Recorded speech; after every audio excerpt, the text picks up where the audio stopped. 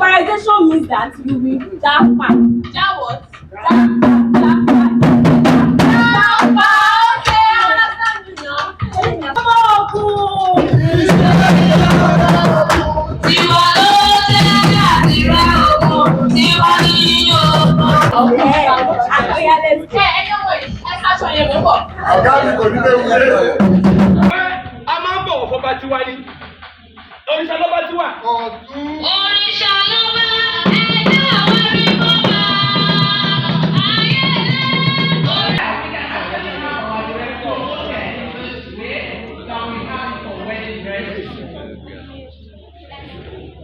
Èmi ń rí wípé bí a bá farabalẹ̀ tá tẹ̀síwájú ìgbélárugẹ àdìrẹ ó mọ̀ bùyàrí ju bí ti tẹ́lẹ̀ lọ torí pé pàtàkì jùlọ ìfihàn oge ìfihàn aṣọ wíwọ̀ tí wọ́n ṣe pẹ̀lú àdìrẹ ó wú mi lórí.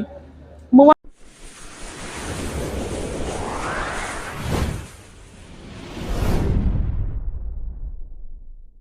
ẹ subscribe sí ìkànnì yìí ẹ hàn notification button kẹ́lẹ̀ láǹfààní àti gbádùn wa síwájú sí i àjọṣepọ̀ wa la fi lè ṣe àṣẹ.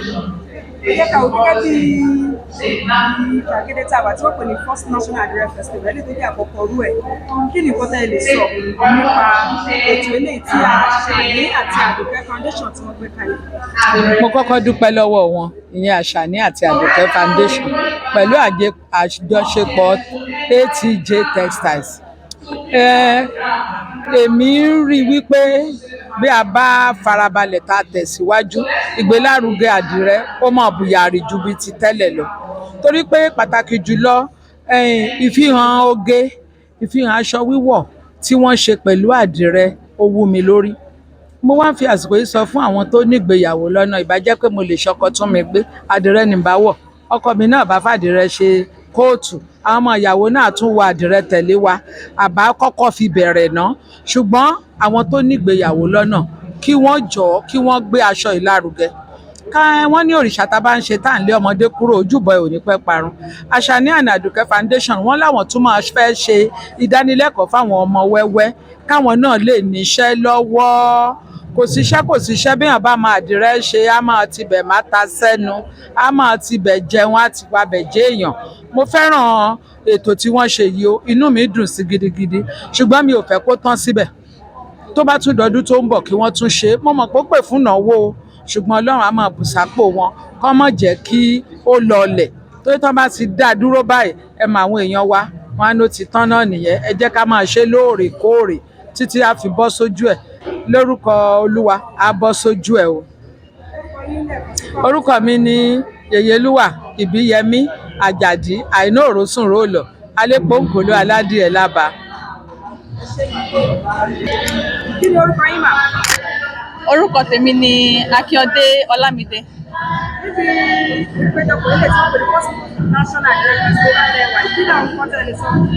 Nǹkan tí mo lè sọ ni pé First National Adire Festival yìí ó jẹ́ nǹkan ìwúrí púpọ̀ tí ó jọ kó máa ṣẹlẹ̀ ní àwùjọ wa especially ní ìpínlẹ̀ Ògùn yìí tó jẹ́ pé àwa là ń produce àdìrẹ so ó jẹ́ nǹkan tó yọ kí a máa ṣe so and inú mi dùn pé nǹkan báyìí ó ń ṣẹlẹ̀ ní Ògùn State àti pé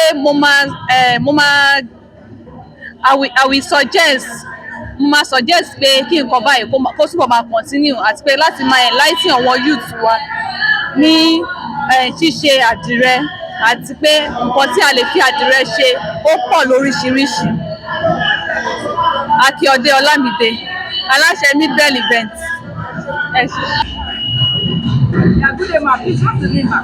My name is Kike Lomolonge. Thank you so much. As we had First National Adire Festival, what can you say about the festival? I think the festival is actually quite relevant given the circumstances of the Adire industry now, especially the threat from the imitations, machine-made imitations coming from Asia. So taking steps to promote our handmade local Adire industry is something that is quite timely and relevant for now. Now, what's your advice for the youth, most especially the what is your Yes, yes, this is a very high potential industry. They should take steps to learn about it and begin to see how they can make money. It is something that they have to be patient about. But once they like the industry and they take steps to understand and learn properly how to do the business, in fact, they can become very successful entrepreneurs. your name once again, ma'am? Kike Lomolonge, former Commissioner for Industry, Trade and I think you're Investment. trying to talk that. From now, no, thank you. Thank you so much. Akúndélé àkókò ìsà. Yes, sir. Ẹ bá mi dárúkọ yín, ẹ lè bá mi dárúkọ pété àwọn ẹ̀yà tó ń tà ṣe ní ìgbé pàtó. Orúkọ mi ni Dọlámú Akínyẹmí. A wà ní Cultural Center, June 12 Cultural Center, Kútọ̀ Abẹ́òkúta, fún First National Adire Festival. Àjọ̀dún àdìrẹ àkọ́kọ́ tí àwọn Asani àti Aduke Foundation pẹ̀lú àjọṣepọ̀ ATJ Textiles gbé kalẹ̀. Gẹ́gẹ́ bí a ti ṣe wà ní láti ọwọ́ olóríṣiríṣi àwọn ọmọ láti gbọ́ kí ni nǹkan tẹ́ ẹ rò wípé a lè ṣe láti lè gbé kí ọ̀rọ̀ tó ti pẹ̀lú àṣà àti ṣe pàápàá kí ọdún aṣọ àdìrẹ wa kó tó kọ́ fẹsẹ̀ múlẹ̀. Wíwọ aṣọ àdìrẹ níwọ̀n ìgbà tí ẹnikẹ́ni ò nípa láti mú ẹlòmíràn ṣe nǹkan tí ò fẹ́ ṣe, àmọ́ tí a bá lè pinnu ní ọkàn ara wa gẹ́gẹ́ bí individuals wípé láti sìn lọ nǹkan tí mo fẹ́ máa ṣe ni, á jẹ́ nǹkan tó máa mú kí ọrọ̀ ajé wa kó gbòòrò sí i, àti wípé tí àwọn ọ̀dọ́ wa bá lè fi ara wọn sílẹ̀ láti kọ́ ẹ̀kọ́ yìí, ẹ̀kọ́ nípa okòwò yìí, ọjọ́ iwájú ẹ̀ dára púpọ̀. Dọlámú Akínyẹmí. Sáà kí lorúkọ yín? Orúkọ mi ni Comrade Òkèlẹ́yẹ Ọláròtìmí. Báwo ni inú yín ṣe dùn láti wà nínú àpéjọ ìlú yìí? Inú mi dùn lọ́pọ̀lọpọ̀ o, because mo rí wípé gbogbo nǹkan tó wà níbà tiwantiwa ni. Ó dẹ̀ jẹ́ wípé àwa náà a fẹ́ nígbàgbọ́ mọ́ nínú àwọn ará Ṣáínà. Mo rí àwọn oríṣiríṣi nǹkan jẹ́ kó yà mí lẹ́nu. Èmi fúnra mi ti ra nǹkan méjì níbà ilé mi. Ó ní pé ìpínlẹ̀ Ògùn bá máa ń sọ̀rọ̀ nípa àdìrẹ Kàmpálà, àwa la ní.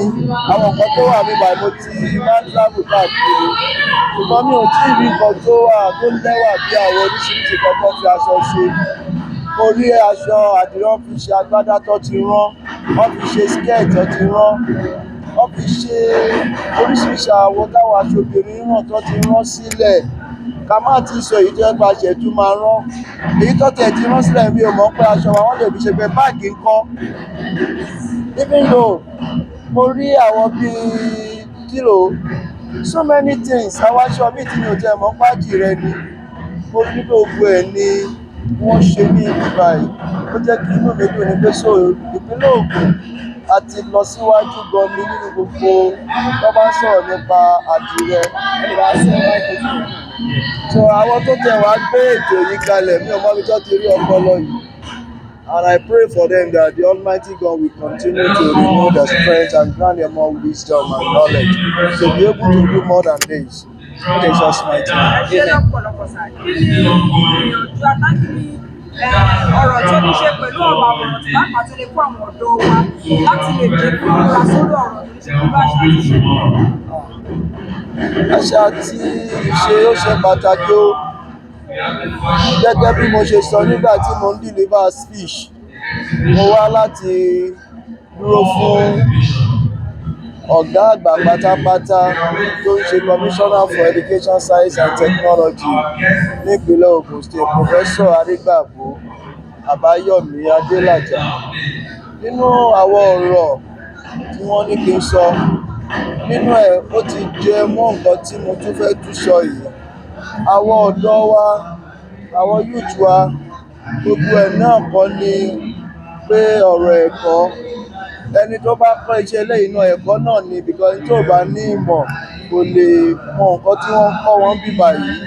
Gbogbo wa believe ní pé white collar job ni when we finish from university, believe gbogbo wa ni wípé ká gba iṣẹ́ ìjọba ká wá ṣiṣẹ́ ìjọba. I can tell you ní pé ní bíbá ilé ní ẹni tó bá farabalẹ̀ tó bá lè tí ìjọba bá lè fún ní ṣéǹjì díẹ̀, they can invest and they will earn more better than the people that live in the white collar job. Because here mo rí aṣọ 50,000 bí báyìí, mo rí èyí tó ju 50,000 lọ. So if you can make 50,000 naira 10 times in a day, that is about 500,000 naira. Then at the end of the day, you have your own profit.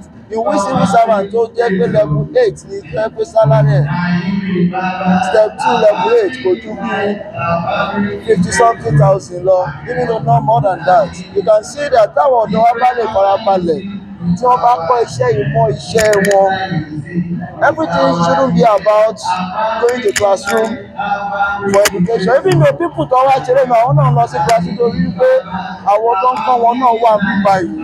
So mo nígbàgbọ́ pé káwọn ọ̀dọ́ wa wọ́n máa wò ní pé ó di dandan káwọn ṣẹ̀ máa lọ máa ra aṣọ ní China. Wọ́n sá wáṣọ òyìnbó tó ń ra èmi ìjọba fọmọ ìpínlẹ̀ ẹni ó ti yàgbá wáṣọ yìí. Very quality, very beautiful. Tó bá fà á gbọ́nsẹ̀ kò lè yá, tó bá fọ́ kò lè bó, because mo ti.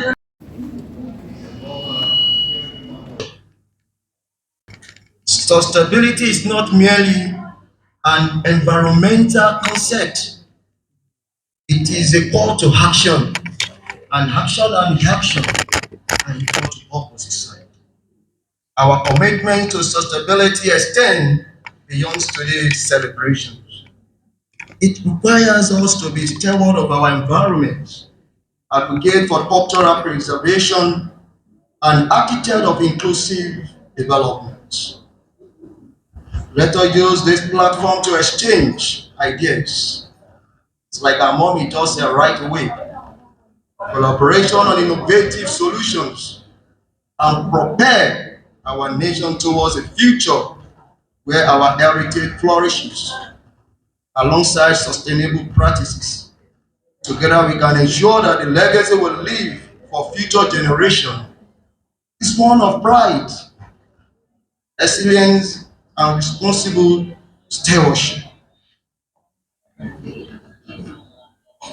The quality of expectation always determines action. I'm so glad when I came here and I saw mommies and daddy here with Adire. And I believe one day Nigeria will be better than this. Like I always said, that Nigeria can never be changed unless you and I will change our attitude. If you, myself, all of us, we cannot change our attitude, Nigeria can never be changed. Our heritage is a cornerstone of our existence. It takes life of stories, customs, and values. They are the Bible we have. Let us pledge to protect and preserve it. Acknowledge the wisdom embedded in the annals of time. Our culture, a mosaic of diversity, is a source of strength and unity. Embrace the uniqueness that each strength contributes to our societal vibrance. By fostering an environment that values diversity, we cultivate a vibrant society where every voice is heard and appreciated. Economic prosperity is intertwined with the vitality of our heritage and culture. Let us harness the economic potential embedded within our tradition. Let's try to encourage our tradition. I'm not saying being a Christian or Muslim, that's bad. But don't let us forget for our forefather. Ye by then that Nigeria by then was one of the best country, not only in Africa but in the world.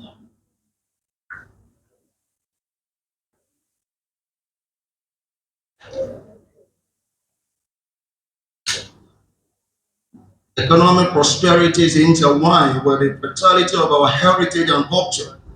Let us enhance the economic potential embedded within our tradition, from promoting local artisans to leveraging cultural tourism. Our heritage can be a catalyst for sustainable economic growth. In this journey, innovation becomes our compass. Embrace technology and modern methodologies without compromising the essence of our heritage. The fusion of tradition and innovation is the key to unlocking new economic avenues. We can as well use this to generate revenue for the state.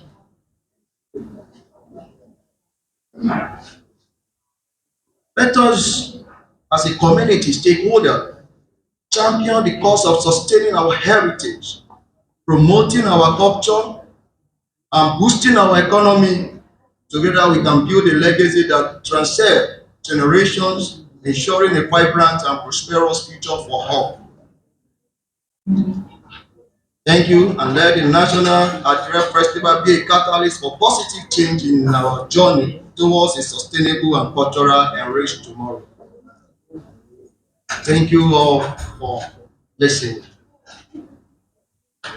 Once again, I'm Comrade Oduke, the State Vice Chairman of the Association of Senior Civil Servants in Ogun State, and the Director of School Sports from the Ministry of Education.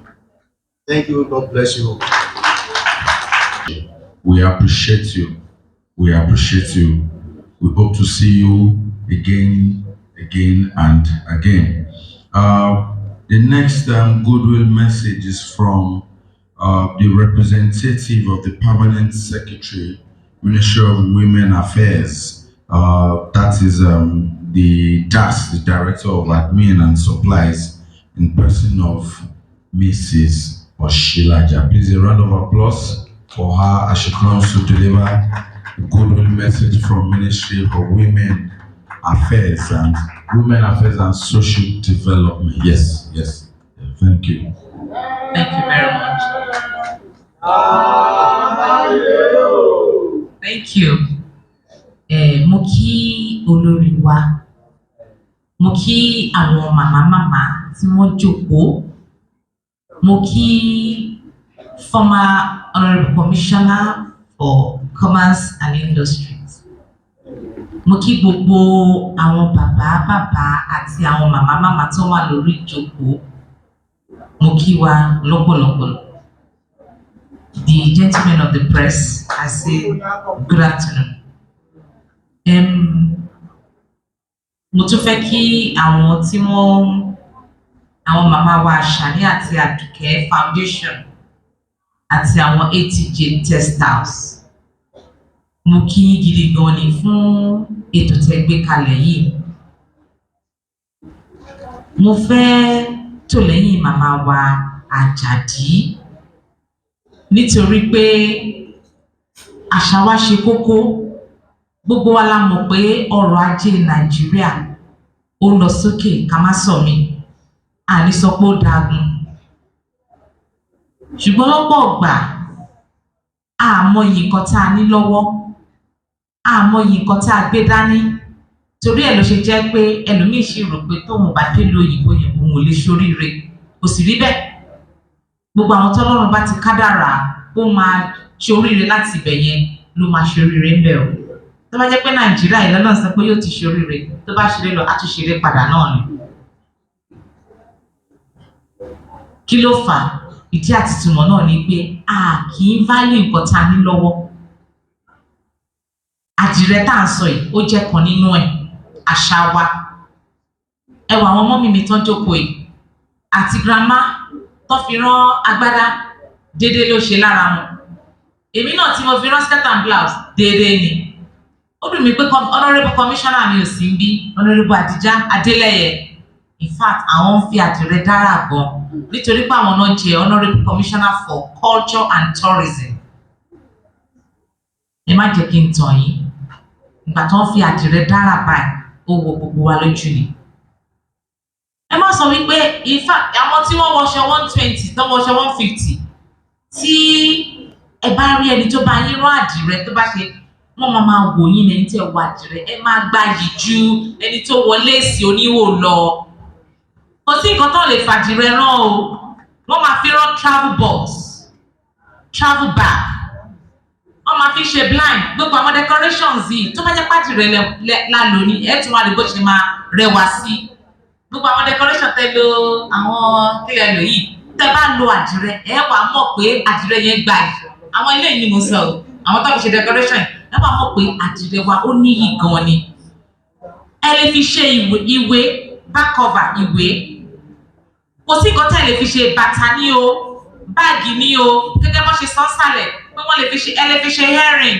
ẹ lè fi ṣe gbẹ̀dẹ̀ kò sí nǹkan tẹ́ ẹ lè fàdìrẹ ṣe tó dẹ̀ máa lọ rẹ́gí inú mi wá dùn wípé gbogbo àwa tá a wà ń bí báyìí gẹ́gẹ́ bí màmá ṣe sọ lẹ́ẹ̀kan tí gbogbo wa bá lè make up mind wa pé ok àdìrẹ yìí èmi náà fẹ́ gbé lárugẹ ẹ jẹ́ ká bèrè lọ́wọ́ ara wa kí nìdí tá a fẹ́ fi gbé àdìrẹ lárugẹ lákọ̀ọ́kọ́ tá a bá sọ pé kò síṣẹ́ màmá sọ lẹ́ẹ̀kan wọ́n ní ọmọ ọ̀lẹ láyé ò gbà ẹni tó bá sọ pé òun fẹ́ ṣiṣẹ́ ni o tó bá dé tó kú àwọn kan ti ń ṣe ní ìsìn ṣé mákẹ́tà lèmi fẹ́ jẹ́ ṣé èmi fẹ́ máa polongo àdìrẹ ni ká lọ sórí online káwọn ọmọdé kọ́ lọ sórí online kọ́ máa gbé síbẹ̀ oríṣiríṣi designer eléyìí ló wà nǹkan tá a lè fi rán lélẹ̀ àdìrẹ nìyẹn èèyàn ṣiṣẹ́ tọ àdìrẹ náà ni but òun ṣe marketing fàdìrẹ gbogbo akọ́lá máa jókòó síbẹ̀ tá a máa ṣe àwọn kan ti ń ṣe fine wọn ọ̀dẹ̀ tí tó náà ìdí àtúntò tó ti ṣe tó ni wípé torí pé gbogbo wa ò kí ń lò ní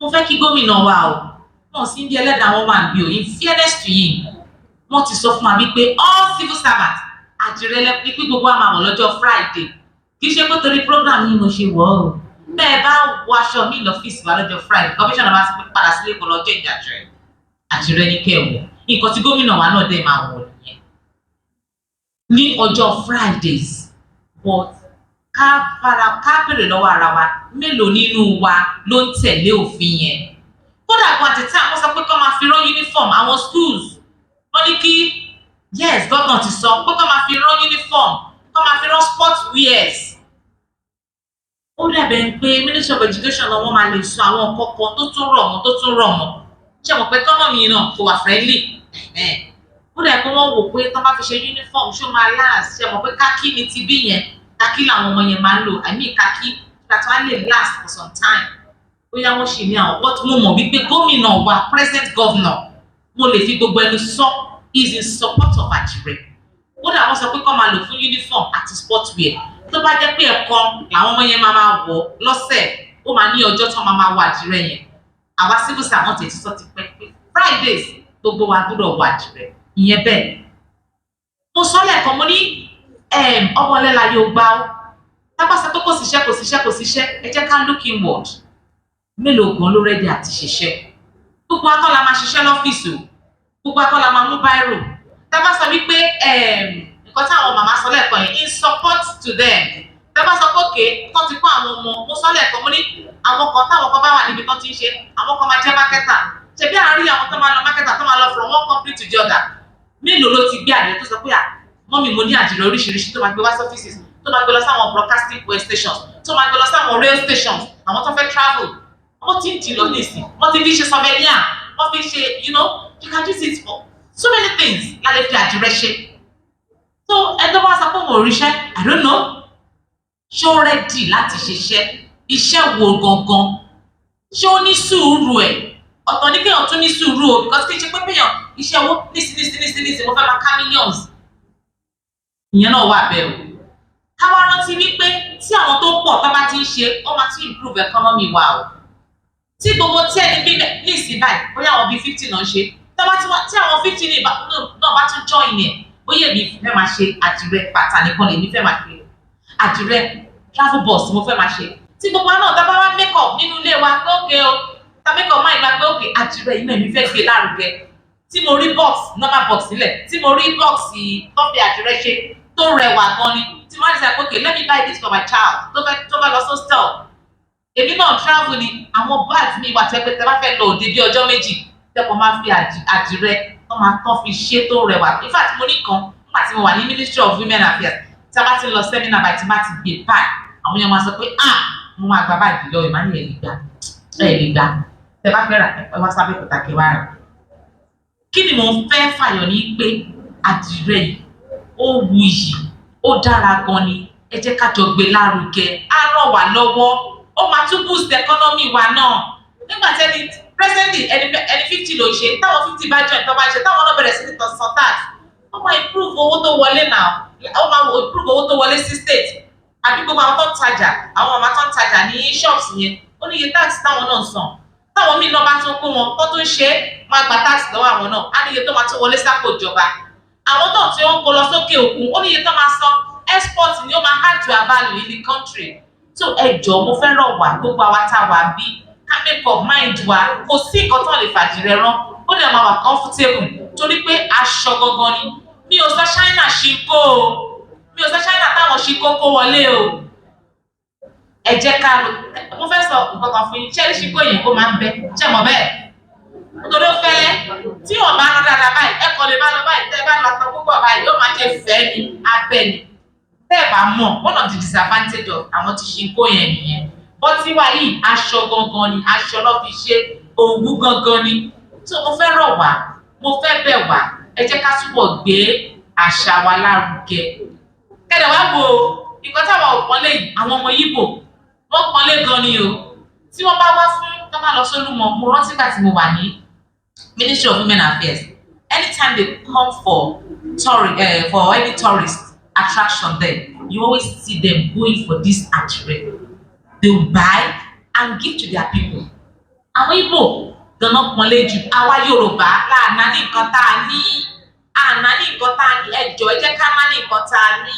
wọ́n ní ẹ̀yin àgbàlagbà lè máa sọ pé náání aṣẹ́gìtà ọmọ aṣẹ́gìtà ó náání èpo ògì ẹ jẹ́ káwa fúnra wa ká gbé lárugẹ when we bear it anywhere táwa bá ti lọ in fact last àwọn rántí pé wà tá a ṣe tribute bóyá fún màmá Àlàbá lọ sí ta lọ ṣe lẹ́kọ̀ọ́ àtẹ̀lé commissioner wa náà lọ ni my commissioner was very Nigerian tá a ṣe wọlé lọ from Ogun State pátá lọ fún NIN program àwa tá a lọ bẹ̀ tá a wà direct tá a fẹ́ ṣe program làwọn ní yes I'm sure they are from Ogun State tó ṣe rí wa báyìí wọ́n ti ní Ogun State logo wa nìyẹn so ẹ jọ̀ọ́ mo fẹ́ rọ̀ wá mo fẹ́ bẹ̀ wá kò sí nǹkan tẹ́ ẹ lè fi rán àfihàn suit o tá a máa bọ̀ lọ sọ́kì I have one that is jacket we use it for suit for jacket anything swimming trunk you can use it to sew swimming trunk yes ma ẹrẹ́rìn ma bẹ́ẹ̀ ni ma because we have seen them you can use it anywhere so please feel free to purchase yours and sew for whatever you want wọ́n fi ṣe venetian blind a fi ṣe blind kò sí kọ́tẹ́ kí n tẹ̀lé fàjìrẹ́ ṣe kò sí a fi ṣe chairs furniture in the home we use it for in my permanent secretary office tẹ́bá débẹ̀ òun la fi ṣe furniture yìí chairs tó wà bẹ́ẹ̀ àtìrẹ́ náà fi ṣe ẹni lọ́bẹ̀ ní ìsìnkẹ́ lọ́wọ́ àtìrẹ́ náà fi ṣe kẹ́ bá mọ̀ wípé àwa ti gbé àti move forward so please I want to implore everybody let's just make up our mind that we want to improve the use of this àdìrẹ tiwantiwa ká gbé lárugẹ kó ba lè ràn wá lọ́wọ́ irú bá ṣe ń sọ ìkọ́tà sọ pé lómi náà interest ni if anybody can pick the interest and say okay I want to let the person just sit down this is what I want to do I want to market it do I want to be selling it do I want to be tó bá tẹ̀lé kórè online lásán tẹ̀kọ́ yíyá sí tẹ̀kọ́ gbóríṣiríṣi sí it's something so ọlọ́run á ràn wá lọ́wọ́ but ọlọ́run ò ní sọ̀kalẹ̀ látòkè àwa fúnra wa la máa ràn wá lọ́wọ́ ẹ jẹ́ ká gbé àdìrẹ ká gbé lárugẹ and I want to appreciate the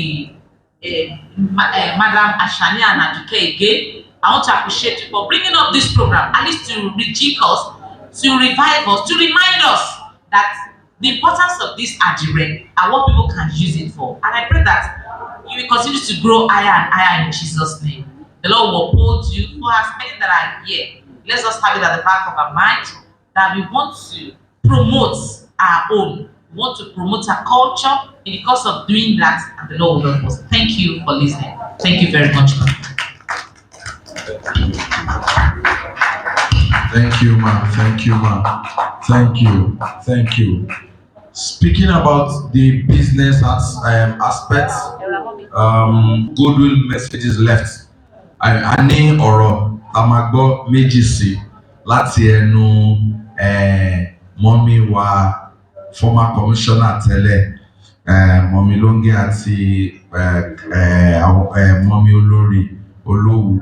But before that, talking about the business aspect, we have representative from Nigeria Export Promotion Council. Àwọn yẹn ní wọ́n sọ pé okay, ṣé àdìrẹ tẹ ní lélẹ̀ ọ̀yá báwo ni a ṣe lè sọ ọ́ sí òkè òkun àti mo ti ń get ẹ̀ báyẹn. All right, so I want to call Mr. Stephen Adeliji briefly kí wọ́n kọ́ okay bá ṣe lè ṣeré ẹ̀yà ara tó kù ẹ máa retí wa o ẹ̀yin antigelis ẹ̀yin aládìrẹ. Please a round of applause for him. Ẹ bá fún wọn látẹ̀wọ́ bí wọ́n ṣe ń bọ̀ briefly kí wọ́n sọ fún wa. Màá kọ́kọ́ kí àwọn ìyá wa lórí ìjókòó, àwọn olórí wa, màá kí yín mà, ẹ kú ìjókòó mà. To my honourable commissioner, former commissioner, màá kí yín mà, ẹ kú ìjókòó mà. Ìyá wa, Yèlúà, a máa rí yín bá ọdọọdún láti máa rí yín lágbára Èdùmàrè. Kí ni à ń ṣe tó bá kọ̀ràn kíkó ọrọ̀ ọjọ́ tàbí kíkó ọrọ̀ ọjà wa lọ sókè òkun? Inú mi dùn wípé a ní ìyá wa lórí ìjókòó táwọn náà ti jẹ́ chairman State Committee on Export Promotion. Wọ́n ti gbìyànjú gan-an tó bá kọ̀ràn àdìrẹ nítorí pé kì í ṣe kékeré níṣẹ́ tá à ń ṣe tá a bá fẹ́ kó ọrọ̀ wa tá a bá fẹ́ kó lọ sókè òkun pàápàá ní àdìrẹ. Àwa ní Nigerian Export Promotion Council máa ń rí pé gbogbo ohun tá a ní la ṣàmúlò ẹ̀ tó máa di pé ó máa lè mú ọrọ̀ ọjà wa tàbí ó máa túbọ̀ jẹ́ kí ètò òkòwò wa ní Nàìjíríà kó túbọ̀ gbèrú sí i. A máa ń pè nǹkan ní value addition. Kìkan ṣe pé kakàn kó àwọn ọjà wa kakàn kó lọ sókè òkun. A máa rí pé wọ́n ṣàmúlò ẹ̀ tó máa jẹ́ wípé gbogbo nǹkan tá à ń kó yìí wọ́n lò ó tàbí wọ́n tún mú àwọn èrè míì wọ́n tún fi kún un. Tá a bá sọ̀rọ̀ nípa ẹ̀gẹ́, tẹ́lẹ̀tẹ́lẹ̀ wọ́n máa ń kó ẹ̀gẹ́ lọ sókè òkun ni. Ṣùgbọ́n nísìnyí pẹ̀lú ètò àjọ wa a máa rí pé wọ́n fi value addition sí gbogbo àwọn ètò míì tí wọ́n lè fi pákí ṣe. Là ń ṣiṣẹ́ pẹ̀lú gbogbo àwọn olótókòwò tí wọ́n ń ṣe nípìnlẹ̀ Ògùn. A dẹ̀ rí pé ọ̀pọ̀ nú wọn ni wọ́n túbọ̀ ń jẹ́ kí ètò ọrọ̀ ajé wọn kó túbọ̀ gbé pẹ́ẹ́lí sí. Nípìnlẹ̀ Ògùn, ohun méjì ni kọmitì tó ń bójútó ọrọ̀ ajé tó fẹ́ máa kó lọ sókè òkun. Lára ẹ̀ òun ni cassava àti lára ẹ̀ ní pákí, nítorí pé pákí wà ní gbogbo local government tó wà lógùn àti cashew. Ṣùgbọ́n a tún ń ṣiṣẹ́ pẹ̀lú àwọn àdìrẹ nítorí nǹkan tá a ní nísìnyí a ti wò ó wípé ojoojúmọ́ ní pọ́ọ̀tù náà fi tó wa létí pé kọ̀ǹténà 5 ló ń kúrò ní orí Nàìjíríà nìkan lọ sókè òkun, ìyẹn ní pọ́ọ̀tù kọ̀ọ̀kan tó wà ní Èkó. Ṣùgbọ́n pẹ̀lú àwọn nǹkan yìí a ti wá rí pé àdìrẹ ó máa tún jẹ́ ọ̀nà míì tá lè máa fi pọwó wọlé wá sí òkè òkun. A ti ń ṣiṣẹ́ pọ̀ pẹ̀lú àwọn tó ń ṣe àdìrẹ nísìnyí, pàápàá à ń ṣiṣẹ́ pọ̀ pẹ̀lú ìyá wa tó ní Àṣàkẹ́ Àdìrí Foundation àti ATJ Textiles. Àwọn náà jẹ́ lára àwọn exporter nísìnyí tá a máa bẹ̀rẹ̀ sí ṣiṣẹ́ pọ̀ lágbára Ọlọ́run ó pẹ́ títí jù lọ́dún tó ń bọ̀. A máa rí wípé iye tá à ń kó lọ, ìyẹn iye àdìrẹ tá à ń kó lọ, ó túbọ̀ máa gbé pẹ́ẹ́lí sí lágbára Ọlọ́run. Nǹkan tá a dẹ̀ máa ṣe ni wípé gbogbo àwọn value chains tá à ń ṣe ìyẹn ètò òkòòwò tí wọ́n ti ń ṣe àdìrẹ yìí la máa ṣiṣẹ́ pọ̀ pẹ̀lú wọn lẹ́yọ kọ̀ọ̀kan nípínlẹ̀ Ògùn. Ó dùn mí wípé ohun ọ̀gá mi kan wà níbí báyìí ṣùgbọ́n iṣẹ́ tán ní l'Àbújá ni ò jẹ́ kán lè wá, ló jẹ́ kán fi mí ránṣẹ́ pé kí n wá ṣojú àwọn. Orú nǹkan báyìí làwọn náà máa ń ní inú dídùn sí láti ṣiṣẹ́ pọ̀ pẹ̀lú àwọn àdìrẹ. Pàápàá tẹ̀ tí ń gbìyànjú láti ṣiṣẹ́ pọ̀ pẹ̀lú wọn, a ti ṣiṣẹ́ pọ̀ pẹ̀lú wọn rí ní 2021. Iṣẹ́ yìí la dẹ̀ ṣì ń bá a lọ náà ní ṣíṣe, a dẹ̀ ṣì máa rí pé a máa bá a lọ. Mo lè fi dá yín lójú wípé ní àjọ wa ìyẹn ní Nigerian Export Promotion Council, a máa ṣe gbogbo ohun tá a lè ṣe láti lè rí pé àdìrẹ yìí ti wá ní agbégòkè àgbà, ó dẹ̀ máa gòkè àgbà. Ní ọdún tó kọjá lọ ìyẹn ní 2023 tá a wà yìí, àwọn exporter méjì ni wọ́n lọ ṣojú ìpínlẹ̀ Ògùn ní orílẹ̀-èdè China. A dẹ̀ rí pé ọjà tán kó lọ, wọ́n ta gbogbo ẹ̀ tán láàárín ọjọ́ méjì tí wọ́n kó ọjà yẹn lọ. Mo tún lè sọ fún yín pé àwọn tán kó lọ Côte d'Ivoire, ọjà yẹn ò bá wọn wọlé. Àwọn tán kó lọ Kenya, tán lọ ṣojú ìpínlẹ̀ Ògùn ní orílẹ̀-èdè Kenya, ìgbà yẹn ìyá wa ṣì wà láyé, ìyẹn ìyá Alábálọsìn, wọ́n kó wọn lọ. Tí n bá sọ fún yín pé wọ́n tún kó kọ̀ǹténà bíi 3 wọ́n tún kó ránṣẹ́ padà ní around ní nǹkan bíi June, July lọ́dún tó kọjá lọ lọ́hùn-ún. Kẹ́ bá lè rí pé gbogbo àdìrẹ wa yìí tí tá ń lò làwa náà ń rí pé ó máa gòkè àgbà. Àwa náà dẹ̀ máa rí pé a máa ṣiṣẹ́ pọ̀ pẹ̀lú gbogbo àwọn aládìrẹ láti lè rí pé ó túbọ̀ gòkè àgbà sí. Ìpínlẹ̀ Ògùn á túbọ̀ lè ní ìlọsíwájú sí. Ìpínlẹ̀ orílẹ̀-èdè Nàìjíríà á túbọ̀ máa gòkè àgbà. Nígbà náà, a wá fẹ́ fi dá yín lójú pé gbogbo apáta la máa jọ ṣiṣẹ́ pọ̀. Iṣẹ́ àjùmọ̀ṣe wa ni, kì í ṣiṣẹ́ àwa nìkan. Táwa náà bá rí àwọn ohun kan tá a fẹ́ rí pé a fẹ́ kó lọ sókè òkun, ẹ jẹ́ kí àjọ wa mọ̀ nípa ẹ̀. A ṣiṣẹ́ pọ̀ pẹ̀lú yín, a sì rí pé gbogbo ẹ̀ ló máa gòkè àgbà lágbára Ọlọ́run. Ẹ ṣé gan-an, a mọ rírì àǹfààní tẹ́ fún wa o. Ẹ ṣeun gan sà, ẹ ṣeun gan sà, ẹ ṣeun gan. Kí wọ́n tó tan iná, a fẹ́ fi àsìkò yìí pé our own formal commissioner, wọ́n máa bá wa fún àwọn àlejò wa kan, àwọn tá a fìwé pè kan, wọ́n máa bá wa fún wọn ní àmì ẹ̀yẹ. Grandma Ajadi, àmì ẹ̀yẹ is award, àbí? Mo ti ń gẹ̀ẹ́sẹ̀. For industry, commerce and industry, yes, to give some of our personalities àmì ẹ̀yẹ award. Okay, medal anyways. All right, please a round of applause for her.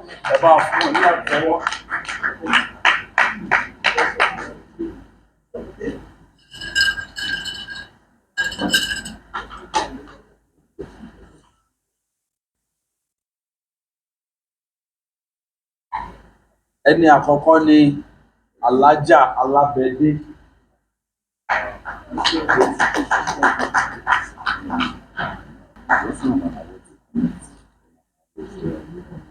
Alájà, ó yẹ ẹ jẹ́ kán rí. Elegant Alájà. Congratulations.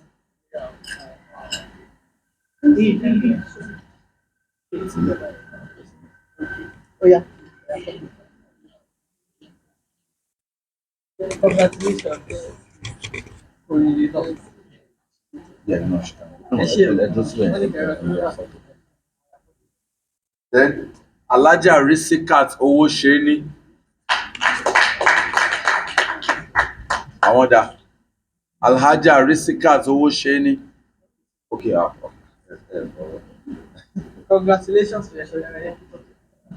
Congratulations.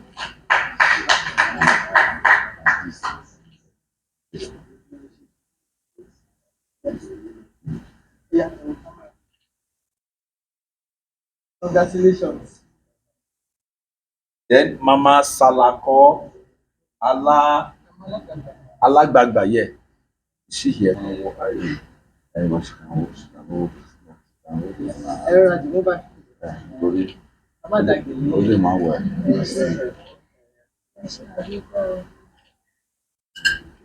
Group photo.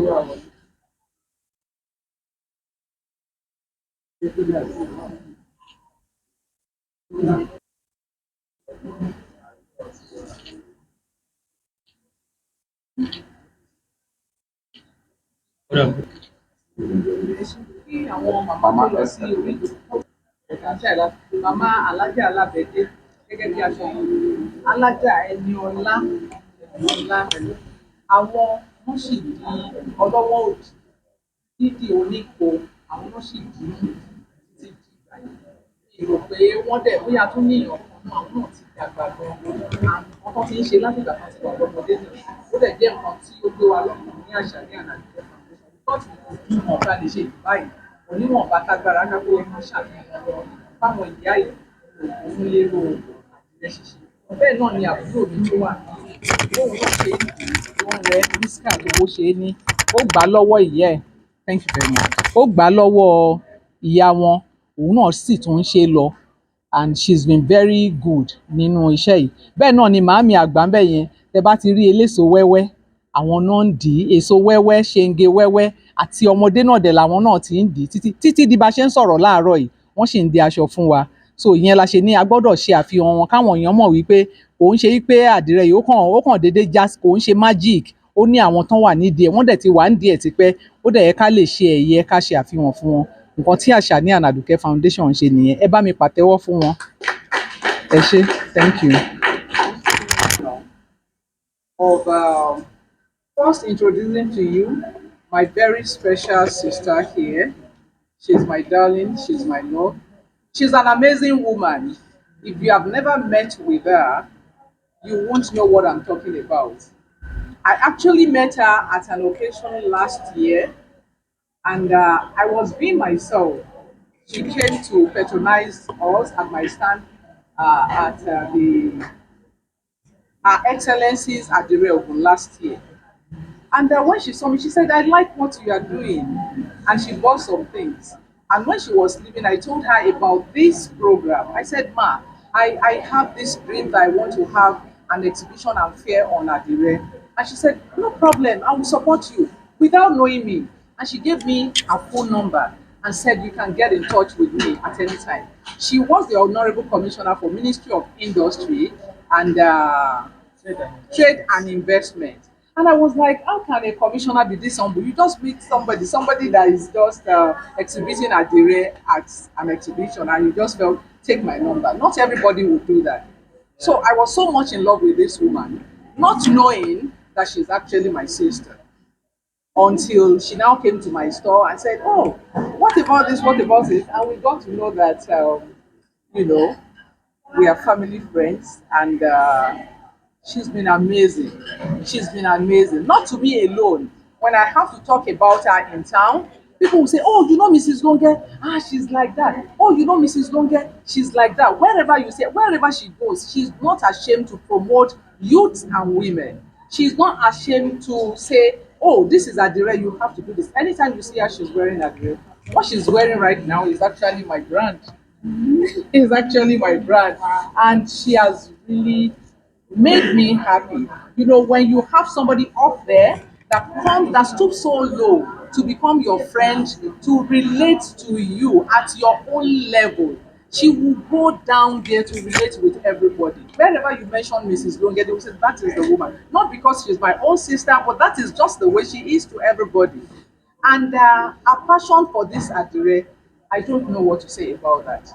She has really assisted my organization, and she has really encouraged me. She will wake up midnight and say, hey, come Lizzie, have you done this, have you done this, write this on paper, do this on paper. I don't know where she got that energy from.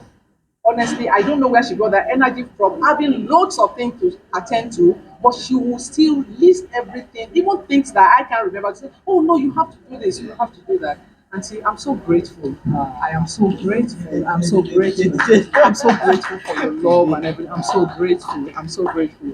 So here is not that I'm exaggerating, that I want to appreciate my own sweet sister, my own darling sister, Honorable Ikelomolonge this award of excellence for encouraging and supporting youths and women in the sustainability of Adire, which is our own cultural heritage. I hereby present you this award from Asani and Aduke Foundation. Thank you, ma'am. Thank you. This is a round of applause. This is a round of applause.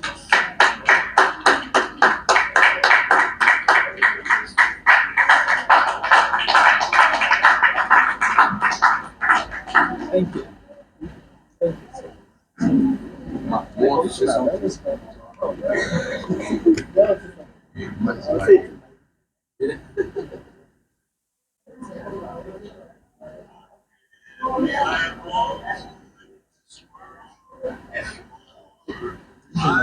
Thank you. Thank you very much. And our beautiful, radiant Oloris.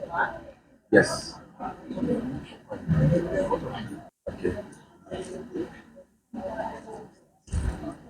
Okay. Grandma, Yoruba. I almost saw it.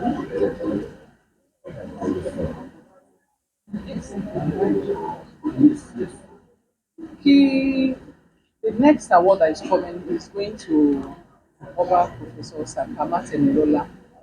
Òun ṣe wípé Adédé fẹ́ fún kábíyèsí ní àmì ẹ̀yẹ yìí.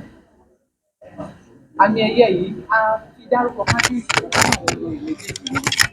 Because ìgbà tí wọ́n ń bọ̀ láti wá jẹ oyè kábíyèsí Olúwo Òwò Kingdom, àwọn olórí méjèèjì kan dúró yìí, wọ́n á já mi nírọ́ wípé they were so passionate about everything they want to use for the princes and princess, for souvenir for Kabiesi's guests.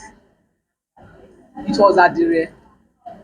And when I went to meet Kabiesi about this occasion, Kabiesi was supposed to be there, but because of some things that happened, he couldn't make it there. He said, I have to be here because one of my dreams and one of our projections while we're coming here is that we are going to empower youth and women in the production of Adire in Ogun State. But Kabiesi said, since they came, there are a lot of things they are attending that is taking their attention that they are not yet there. So if somebody is doing this, I have to be there to support you. So we are giving this to Kabiesi because of his passion and his support for the sustainability of this idea. So with Kabiesi and the Olori, kò sí ìbẹ̀rù fún wa, we are not afraid the level that we can take, the height we are taking Adire to. Thank you very much, Olori.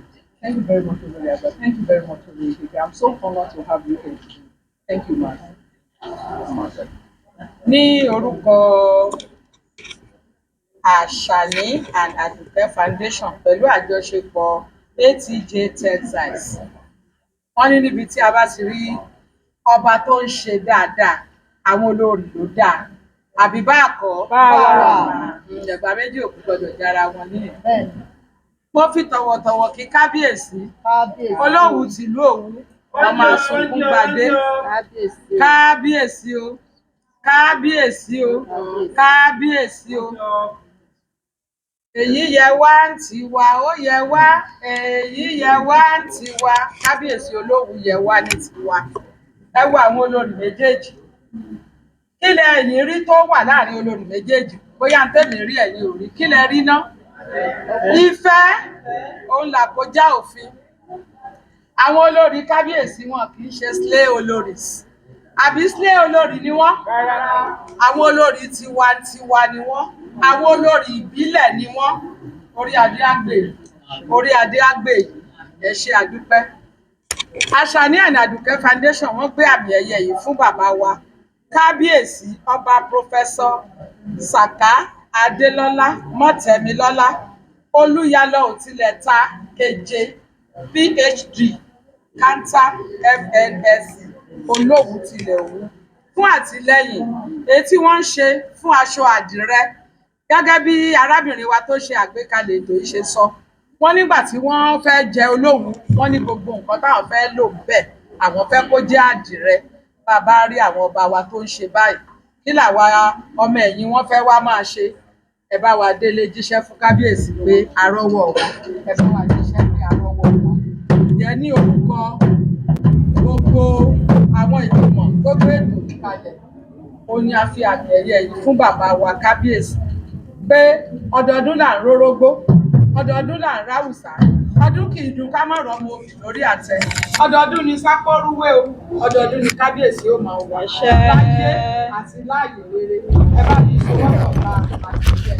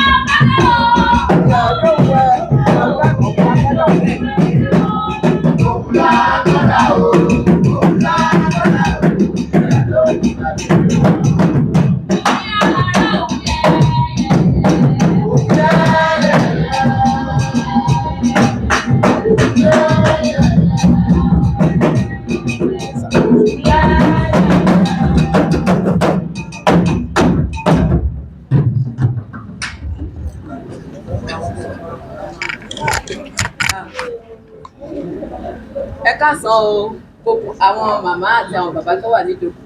Let me stand on the existing protocol so that I won't. Okay. Don't worry, just keep talking. So ní àkọ́kọ́, kábíyèsí wa ọba Professor Saka Adélọ́lá Mátẹ̀mílọ́lá, ó wù wọ́n gidigidi gan wípé kí wọ́n wà ní bíbà ní ọ̀sán yìí. Ṣùgbọ́n fún ìdí kan àbí míì, wọn ò ní àǹfààní àti wá. Torí bí mo ṣe ń bá yín sọ̀rọ̀ yìí, wọ́n wà pẹ̀lú àwọn lọ́balọ́ba tí wọ́n ń ṣe ìpàdé fún dídá ìlú náà ni. Ọlọ́run kó fún wọn láṣeyọrí dáadáa ń bẹ̀. Àti pé èní ìgan náà àwọn èèyàn wa ti wà ní Ìjẹ̀bú-Igbó torí à ń ṣe convention gbogbo ọmọ Òwu worldwide. Gbogbo wa parapọ̀ nídẹ̀bọ̀ nítorí anípò ò ní dáa ká má wá sí bíbá ẹ̀ ní èní. A ṣe wò pé ká kọ́kọ́ wí ọdún síbí náà kó tó di báwa náà máa bọ́ sí ọ̀nà lágbára Ọlọ́run. Ọlọ́run jẹ́ kí a máa ṣe púpọ̀ ẹ̀ lágbára Ọlọ́run. Nípa ti eléyìí tí à ń ṣe nípa ti àdìrẹ tí máa gbogbo àwọn èèyàn tó ti sọ̀rọ̀ síwájú àwọn ti sọ àwọn nǹkan dáadáa nípa àṣà wa nípa àdìrẹ àti nípa àwọn tó gbé ètò ìkàlẹ̀. Èmi náà tún wá fi kún àbí ó dùn mọ́ mi nínú láti tún sọ fún wa pé a lọ síbi ṣíṣe kan tí wọ́n dẹ̀ ń fi yé wa níbẹ̀ pé ọba Aláké ipò ní kán kéde sí gbogbo àwọn ará ìlú wípé nígbà tó bá máa fi di ìparí oṣù yìí ìyẹn ìparí ọdún yìí wọn ò fẹ́ rí àdìrẹ China ní ọjà lórí igbá mọ́. Eléyìí ń fi hàn pé àwọn èèyàn ń ṣiṣẹ́ takuntakun láti rí i pé àṣà àdìrẹ tiwa ó wà ní orí igbá wọ́n dẹ̀ ń gbé lárugẹ dáadáa kó má jẹ́ pé àwọn tó máa kó wá láti òkè òkun ló tún máa wá ba ètò ọrọ̀ ajé wa jẹ́ ń bí. Nítorí náà ká túbọ̀ gbà ládùúrà pé kí Ọlọ́run kó fi ṣe rọrùn kí á lè dé ibi tí a fẹ́ dé. Ó tún máa wù mí náà pé àṣà wa ó yẹ ká máa gbé lárugẹ dáadáa. Nǹkan tá a ní kò jọ wá lójú. Tó bá jẹ́ pé ìlú òyìnbó la lọ tó tẹ̀ jẹ́ pé bóyá top lásán la wọ̀ tó jẹ́ àdìrẹ ni àwọn òyìnbó máa yọ yín wò ní àwọn míì tó bá dẹ̀ láyà wọ́n á bá yín pé ṣé ẹ bínú àwọn fẹ́ ya fọ́tò yín wọ́n máa ya fọ́tò tó ó máa dùn mọ́ nígbà you are so gorgeous you are so colourful you are this you are that ṣẹ́mọ̀ tó máa pọ́n yín lé dáadáa wà wá táwa ń bìbà ìkọ̀jọ́ wá lójú màá rọ̀ wá pé nǹkan tiwa ká jẹ́ kó máa jọ wá lójú ká dẹ̀ gbé arugẹ Ọlọ́run á jẹ́ kó ṣeé ṣe fún wa. Ní ẹ̀kan sí mo dúpẹ́ lọ́wọ́ Àṣàkẹ́ àti Àdùnní Àṣàkẹ́ àti Asani àti Aduke foundation àti 80 Day Textiles fún ètò tí wọ́n gbé kalẹ̀. Ọlọ́run á túbọ̀ máa ràn wọ́n lọ́wọ́ iwájú ní ọ̀pá ibi tí wọ́n máa ré sí. Ní ẹ̀kan sí mo rọ̀ a máa ní láti kúrò ní ẹ máa gbà láyè ká kúrò ní àìpẹ́ ìtorí à ń lọ kírun jímọ̀ adẹ̀tún níbi tí à ń lọ. Mo gbàdúrà pé gbogbo àwọn tàkù sí bí a máa gbádùn gbogbo ètò tí wọ́n ti ṣe sílẹ̀ fún wa. Ọlọ́run á dẹ̀ jẹ́ kí ọwọ́ túbọ̀ máa ròkè. Ẹ ṣé mo dúpẹ́. Fún àwọn ayẹyẹ tí ẹ fún kábíyèsí wa.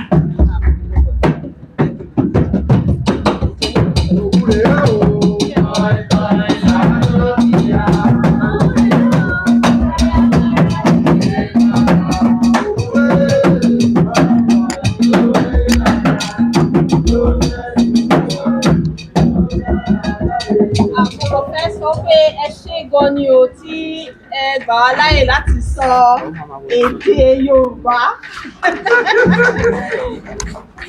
But at the same time, mo kàn fẹ́ sọ pé bá ṣe ń sọ èdè Yorùbá, bá ṣe fẹ́ máa kọ́ àwọn ọmọ wa ní èdè Yorùbá, kán ba lè máa sọ kí àṣà wa, ká má gbàgbé àṣà wa. Ó dáa náà pé kí a máa kọ́ àwọn ọmọ wa náà ní èdè Gẹ̀ẹ́sì.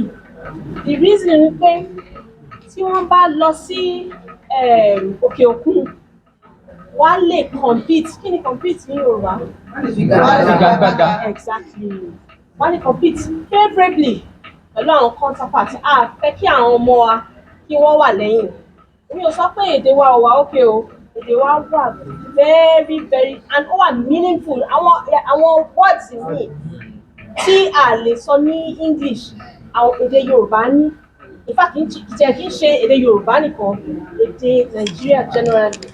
So one ẹyọkan nìyẹn. Ìkejì tí mo fẹ́ sọ ní pé kí Asani and Aduke Foundation in collaboration with ATJ Textiles wọ́n bẹ̀rẹ̀ sí máa ṣe Catch Them Young program. Wọ́n bẹ̀rẹ̀ sí máa ṣe Catch Them Young program. That way you can begin to imbibe the need for the youths, for the younger ones, to want to do adire, and they have to make it attractive. There are new ways of doing things. Mo wà ní program kan for farmers. But I sọ fún wọn bẹ́ẹ̀ ni pé the youths will not take hoe and cutlass to farm anymore. They want mechanized farming. The same way bí a ṣe ń ṣe adire, there are new ways of doing it. Ẹ jẹ́ ká imbibe these new ways, because the children of today, they are technology-based children now. Wọ́n understand ìyẹn tá máa ń ṣe tá máa máa ká ẹ̀, you know.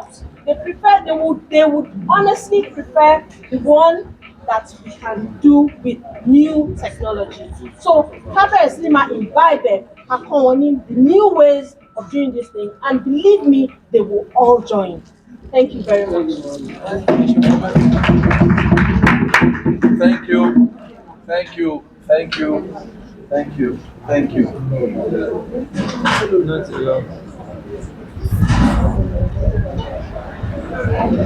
Mo fẹ́ fi tó wa létí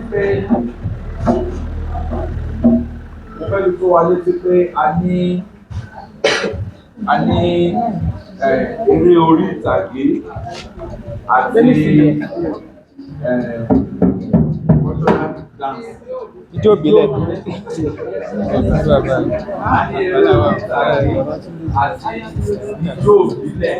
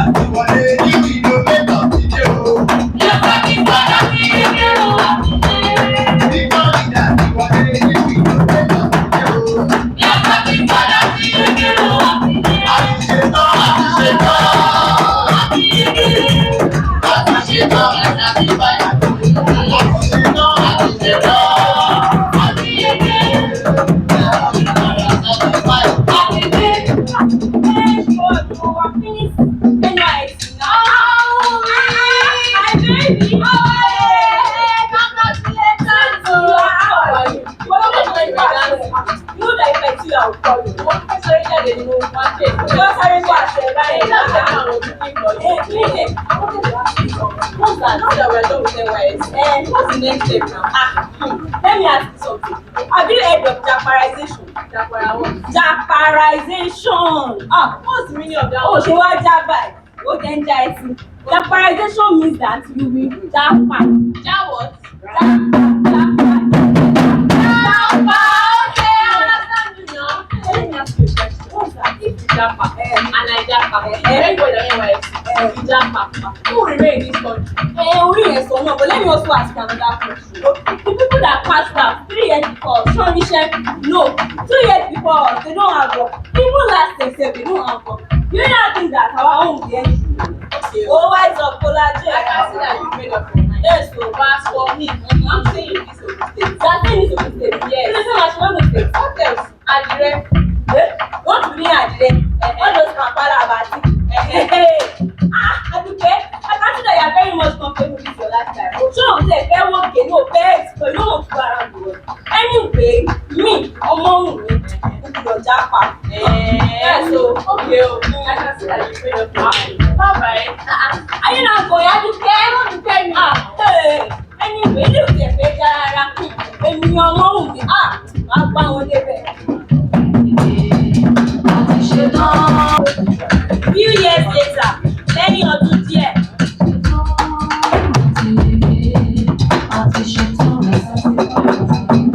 Ẹ̀yin ará mi, ọmọ ògùn. Tiwa ló jẹ́ àdìrẹ ògùn, tiwa ní ògùn. Àdìrẹ ògùn, tiwa ní ògùn. Àdìrẹ ògùn, tiwa ló jẹ́.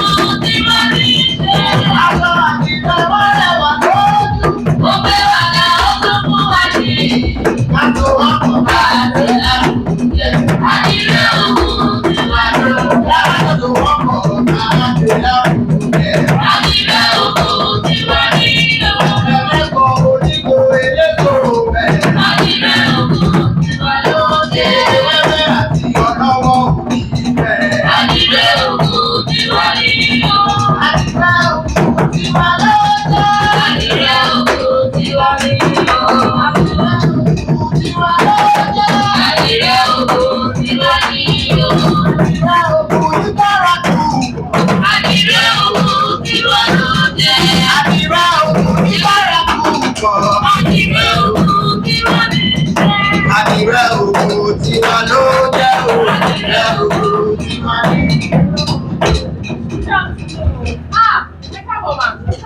Kí lẹ fẹ́ mà? A ní oríṣiríṣi ẹlẹ́kọ̀ọ́ wà. Ẹjẹ bẹ̀rẹ̀ òkè. Aduke right? Yes. Aduke, that's my name o. Ojú mi ò lè máa tọ̀ mí. Ọmọ ojú mi. Bóyá ojú mi dáadáa, ojú mi dáadáa. Fine, no. I didn't describe it as nothing white. I'm so happy to see you. Do you work here? This is my factory. Everywhere here. Really? My place. Yes, now this is your place. Wow. This place is really nice. Okay. Hello? Wow. I'm here. Okay. I'm in Sibara. Okay, what's that? Tell me the program. Next National Address Festival. I'm happy to be father of the day. So the PA just called me now that so you mean Kabiyesi knows you? Yes now. Ọ̀rẹ́ mi ṣé mi náà lè tẹ̀lé kájọ lórí Kabiyesi? Àkọyà lẹ́sìn. Ẹni ọmọ yìí, ẹ káṣọ yẹn mọ́ bọ̀. Ọ̀gá mi kò ní lè wúlé. Ọba wa ni kẹ́gbẹ́ lárugẹ, ọ̀tẹ̀ mi lọ́la. Kábíyèsí o. Ọ̀tún Kábíyèsí bóòdì. Dáadáa ni. Ìyálóde. Kábíyèsí o. Wo la rí bọ́ o? Kábíyèsí àwọn àlejò ń bẹ ní yàrá ìgbàlejò wọ́n ń dúró dè yín àti arábìnrin aládìrẹ Asani àti Aduke. Ó ti pè mí o. Let them come in.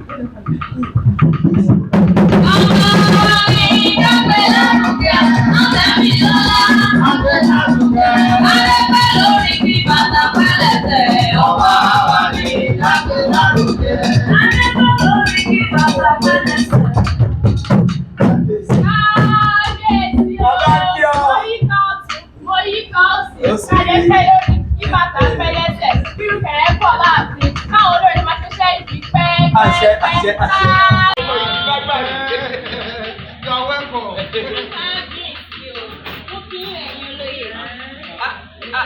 Aduke, ká ní arábìnrin where is she from? Ọ̀rẹ́ mi ni ọmọ jẹ̀dẹ̀ láti òkè òkun ni. Àbájọ. Síbẹ̀síbẹ̀ náà kábíyèsí o. Yíyàn wá ní kó má fi ọlá fún kábíyèsí wa àbí kó má fi iyì fún àṣà wa nílẹ̀ Yorùbá. Everyday kábíyèsí. Ṣé bọ́mọ Yorùbá ni ọ́? Bẹ́ẹ̀ni sà. Ó sì lè sọ Yorùbá. Ó lè sọ Yorùbá.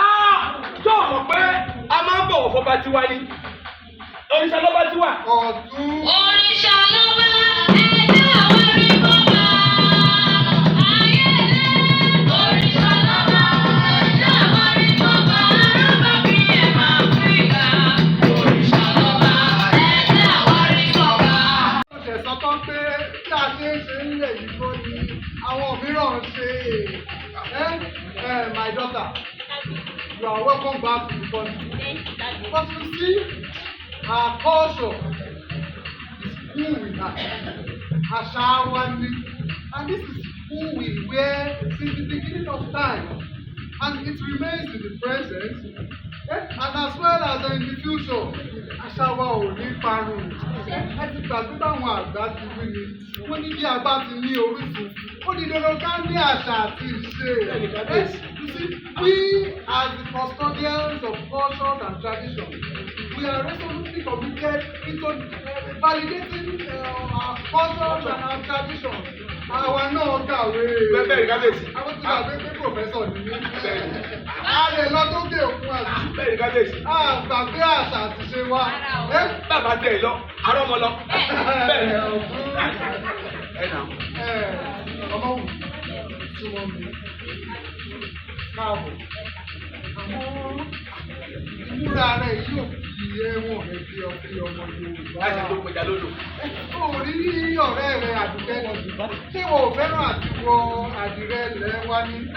Bó ti kábíyèsí, a ṣe ń wọ nìyẹn lókè òkun. Mi ò ní máa wọ local fabric. Kábíyèsí. Ẹ máa tó mọ̀ ní. Àdìrẹ iṣẹ́ àjogúnbá àwọn bàbá wa ló ń pè ní local fabric.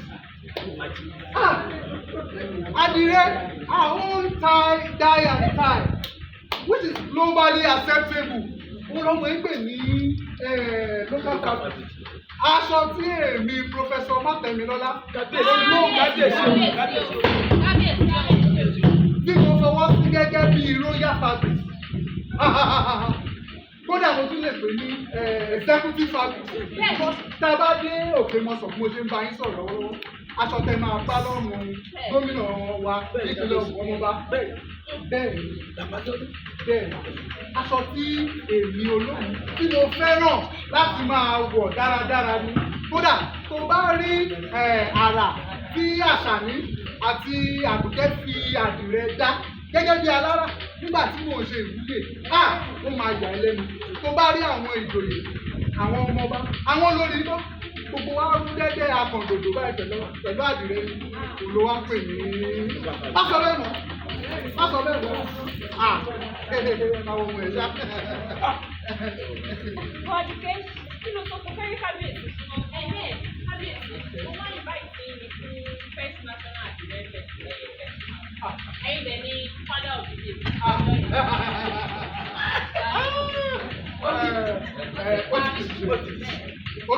Ìbámu ẹ̀ support. Wọ́n ti kábíyèsí kan ló bá wa. Gbogbo àwọn olóyè làbọ̀ bẹ́ẹ̀ pátápátá. Yọ́nyọ́. Ẹ̀jọ̀ mo ní ìbéèrè fún. Aṣọ àdìrẹ tẹ̀ ń sọ yẹn.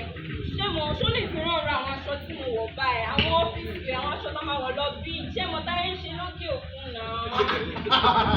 Ọmọ òkú tó ń pa ní lẹ́yìn. Àdùkẹ́ ṣó ṣàlàyé fọ̀rẹ́ rẹ̀. Ṣe mọ̀ pé ó ṣẹ̀dé. Wọ́n ṣẹ̀dé. Ọmọ òní wo tabade First National Àdìrẹ Festival wà gbogbo àrà. Díẹ̀ náà àrà tá fi ṣe àdìrẹ dá. Bẹ́ẹ̀ bóyá ká máa lọ bẹ̀ ní bóyá máa rọ̀. Kábíyèsí, wọ́n láwọn èèyàn fẹ́ lọ sísàlẹ̀, wọ́n fẹ́ lọ ṣe flag up. Ìyẹn tí wọ́n fẹ́ lọ wo gbogbo nǹkan tí. Bẹ́ẹ̀ni kábíyèsí. Bẹ́ẹ̀ni, àwa náà máa dé rẹ̀. Àwa náà máa lọ. Ẹ jẹ́ ká tẹ̀lé wọn.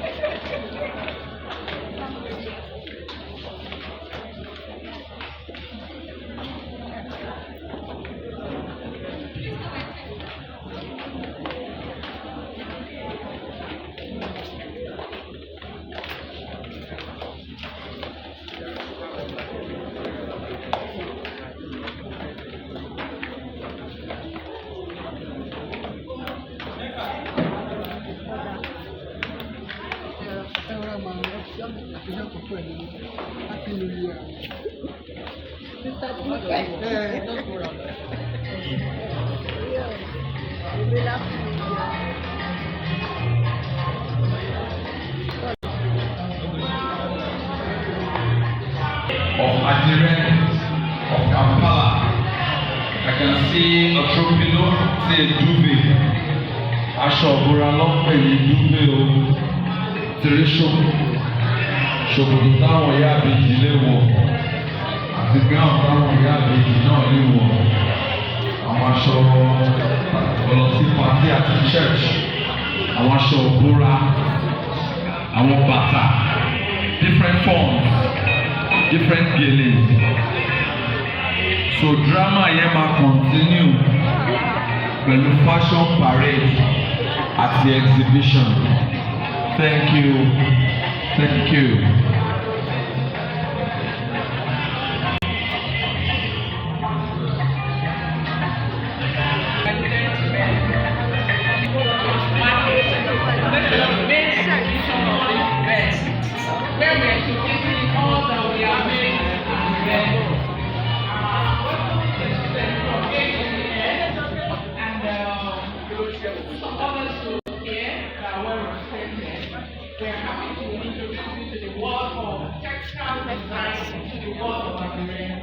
Here comes our model. You see them in wedding dresses in Aduke. There's no excuse that like your mom made that I can't wear Aduke for my wedding now. I said gorgeous. Yeah, we can actually have our Aduke promoted in this way than we have for wedding dresses.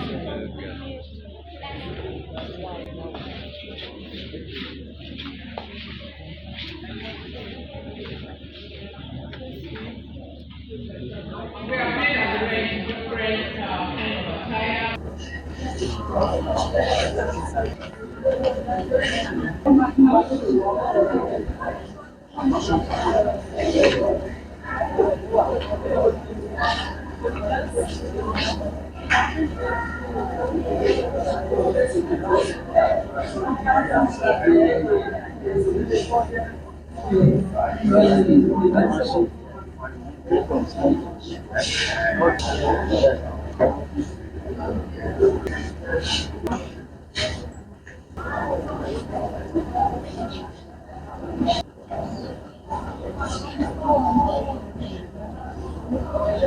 Keep shopping. Keep enjoying yourself at the Asani as a preparation. We have love for you. You think of you. That we are free.